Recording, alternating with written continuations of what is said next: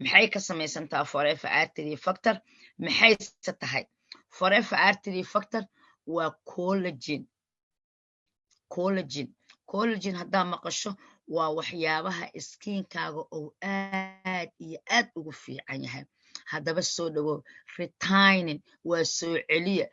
restoring waa soo nooleeye renew waa cusboonaysiiya marka 3 caar ayuu isku darsaday kareemkan 3 caar ayuu isku darsaday that's why ayaa loo yiri artery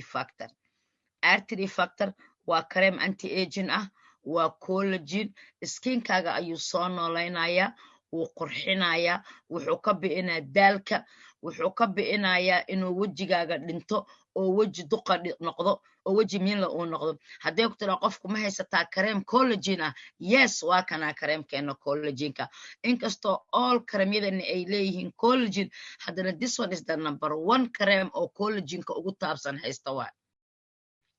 waa kareen aad iyo aad ugu fiican iskiinkeena maasha allahu tabaarak wuxuu kaa difaacayaa wejigaaga inuu noqdo weji duq ah haddana saasay tahay wuxuu kaa caawinayaa waa compensation skin wejiga marna saliida leh marna qalaylka ah aad ayuu ugu fiican yahay weji hal kalar ayuu ka dhigayaa wuxuu rich ku yahay ama uu caan ku yahay vitamin A iyo vitamin E maasha allahu tabaarak wuxuu kaa caawinaa wejigaaga inuu ka ilaaliyo oo uu ka difaaco duqnimada miinta duuduubka wejiga kaaga samaysmaya iyo weliba anti aging waay kareemkan waxaa loogu talagalay 2 jeer maalintii inaa isticmaasho wejigaagoo nadiifa oo dhaqan inaa marsato haddii aad tahay dadka nabraha wejiga uga soo baxaan oo wejigooda finanka ay yeeshaan ama gaduudka yeeshaan ama haaraha iyo rafaadkaas oo dhan ay ka muuqdaan waxaasoo dhan waa nadiifinayaa maasha allah 21 days aa lagu yiri 21 cisho ayaa waxaad heli kartaa resultigiisii oo full up ma ahan 100 days ma ahan 3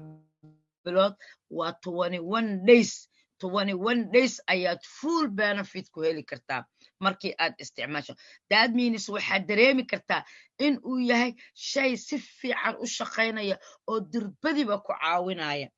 marka ha laysla ogaado kareemyo wuxuu ka samaysan yahay apricot waa furuud ka mid ah furuudyada aan isticmaalno waa furuud aad iyo aad iskiinka u qurxiyo productiga laga sameeyo wuxuu ka samaysan yahay apple maasha allah ayaa ku jiro aloe vera gel chamomile haddaad maqasho waa waxyaabaha jirka qofka bini'aadanka hurdada siiyo iskiinkaadana wuxuu siinaa hurdo yaroo macaan oo qurux badan